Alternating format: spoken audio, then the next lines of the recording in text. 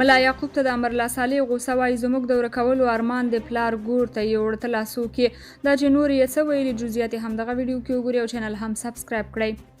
د افغانستان د پرځول شوي جمهوریت نظام لومړي مرستیال امرالله صالح د طالبانو د دفاع وزیر مولوي یعقوب مجاهد ته په خطاب کې ویلي چې د طالبانو پر ضد د مقاومت کوونکو د له منځه وړلو خوب دې نه ویني. ملا یعقوب مجاهد په وروستیو کې د یو مکتوب له لارې د خپل وزارت منصوبینو ته امر کړی چې د طالبانو خلاف د مقاومت کوونکو له نوم اخیستو دې ډډه وکړي او دوی ته د یاغیانو کلمه وکاروي. صالح بیا نوموړي ته په خطاب کې ویلي چې ملا عمر هم د ارمان خپل بینوم او بینخانه ګور ته ورسره وړي. صالح زیاتوي چې د طالبانو خلاف مقاومت د افغانستان د ویښ ملت هویت دی او دا ملت هیڅکله اسارت نه مني. هغه په دې اړه وړاندې زیاتوي د هندوکش ملا نه ده راټیټه شوې او هیڅکله به هم راټیټه نشي.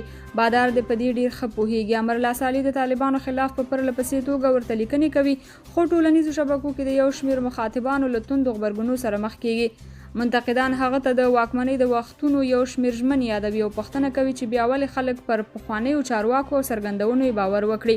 درنو کتونکو تاسو څه نظر لرئ؟ خپل نظریات مو راسره کمنټ کې ولیکئ او د نورو ویډیوګانو لپاره چینل هم سبسکرایب کړئ.